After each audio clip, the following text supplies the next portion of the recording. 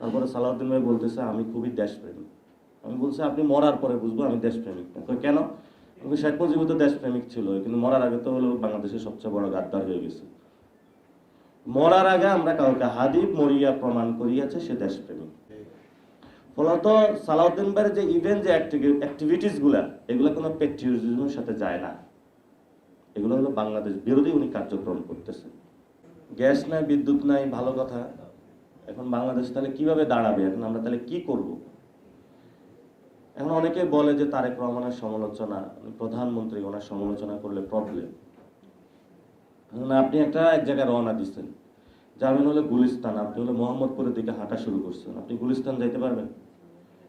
তারেক রহমান হলো আমাদের যেখানে জায়গাটা ছিল গুলিস্তান যাওয়ার, তারেক রহমান হলো উল্টা মতো মোহাম্মদপুরে যাইতেছে। না, আমরা বলি ভাই ওইদিকে না, ওইদিকে না, গুলিস্তান। বলে যে না, এদিকে গুলিস্তান যাব। বলছে কে বলছে তোমাকে? সালাউদ্দিন আমাকে বলছে। সালাউদ্দিন তো জিজ্ঞেস করতেছে তাহলে ওইদিকে সালাউদ্দিন, মানুষ আরেকজন সালাউদ্দিন ভাইকে জিজ্ঞেস করতেছে ওইদিকে দেখেছেন কোন? ও ওই গুলিস্তানের কথা বলে তো ওইদিকে নিয়ে যেতেছে, কারণ ওইখানে এয়ার সালামের দপ্তর আছে। আপনি কতটুকু চিন্তা করেন যে লোকটা বাংলাদেশের যার ভ্যালু হলো 22,000 কোটি টাকা, সে বাংলাদেশের 1 লক্ষ 2 লক্ষ কোটি টাকা মাইরা দিচ্ছে। আর এটাকে রক্ষা করার জন্য সালাউদ্দিন সাহেব রাজনৈতিক যত নোংরামি তত আশ্রয় নিয়েছেন। এবং ওনার বাসায় একদিন হলো আমরা খাসি টাসি সবকিছু খাইছি। রিজভী ভাই ভালো লোক, রিজভী ভাইকে দেখি সবাই সম্মান করে, উনি আজকেও কিছু ভালো কথা বলেছেন। তারপরে সালাউদ্দিন ভাই বলতেছে আমি খুবই দেশপ্রেমিক।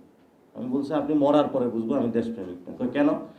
শেখ মুজিবও তো দেশপ্রেমিক ছিল, কিন্তু মরার আগে তো হলো বাংলাদেশের সবচেয়ে বড় গাদ্দার হয়ে গেছে।